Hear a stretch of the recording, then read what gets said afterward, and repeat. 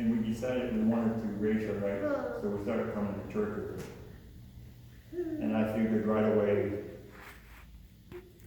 I don't want to do this. Well, I'll do it, but it only lasts a few weeks, and then we'll stop. But I kept coming week after week. And even though I was married, and I had a stepdaughter, and I was coming to church, you think I should be as happy as a clam. Couldn't have gone any better, right? But this was without a doubt the worst time of my life. You're probably wondering why. I was too. I couldn't understand why I was so miserable. Nothing made sense. I tried to figure it out, but the more I tried, the more I couldn't, so the angrier I got. And I still kept thinking about that suicide and all the things that happened afterwards. It just wouldn't leave me. And my friends. And one Sunday morning here, the minister said something bad had happened to one of our parishioners. And at first I thought he was talking about me. When I found out it was about somebody else, I was really happy. I was so happy it wasn't about me. And I remember sitting there and I started thinking, what am I doing?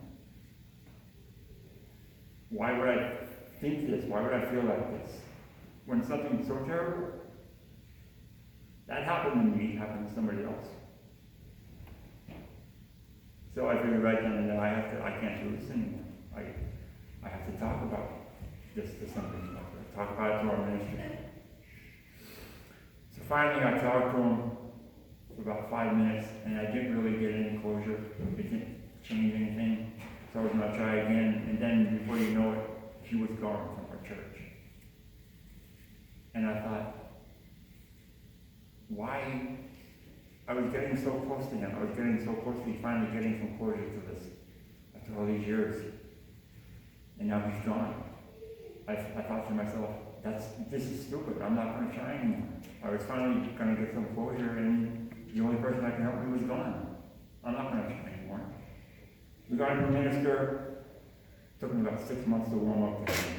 It took me about another 6 months to get the courage to talk to him about it. We set up an appointment, and wouldn't you know it, right before it was when I talked to him, he called and canceled. I said, that's fine. I will call you and make another appointment. Another 6 months went by. And I was so miserable coming here week after week. I couldn't stand coming here.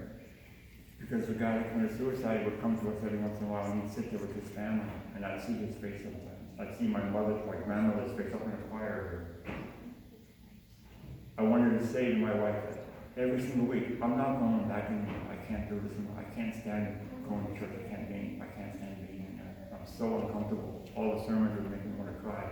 But I never told anybody. I didn't want to talk to any of the other parishioners in here. But I couldn't even tell my own wife that. I don't know why. I couldn't. I wanted to tell her so bad. I hated weekends. It just beat me alive.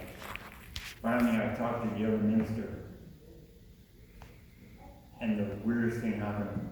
I went into this meeting with my mindset of only talking to him about one thing, and that was the suicide. But when I talked to him, I didn't talk to him hardly at all about that. I talked to him about what I did that morning, what I said to God that morning. And he said, yes, you can be forgiven, but you have to pray and mean it in your heart. I didn't think much of this at the time, but later on I did. I said, well, what's the difference between praying and meaning it in your heart? I didn't understand what he was talking about. But later on I would figure it out. When I left that meeting, I felt totally different. It's so hard to explain unless you actually go through something like this. I felt like there was a blanket pulled off me and I was able to see the sun. It's like I was living in a dark cave for 30 years.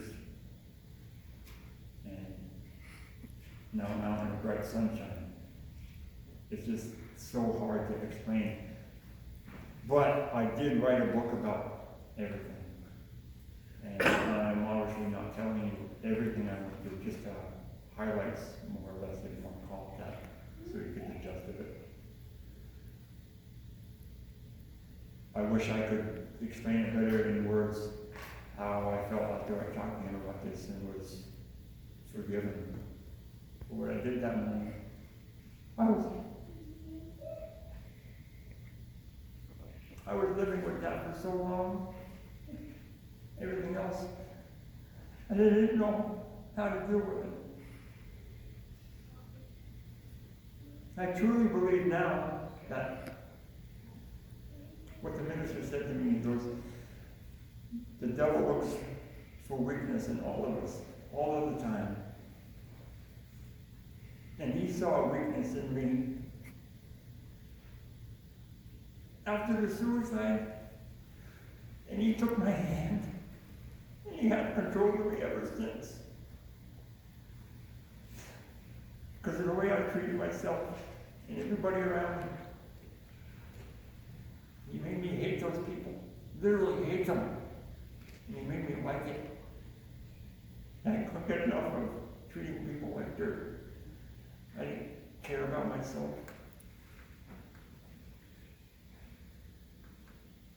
But I am at more peace now with myself than I have been in 32 years.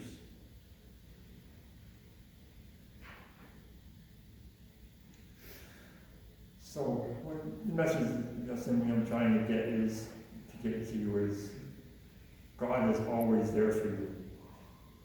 You may not think that. You may not care.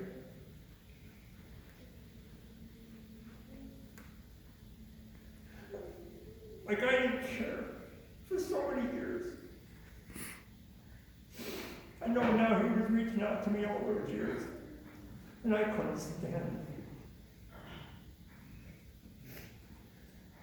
So what I'm just trying to say is,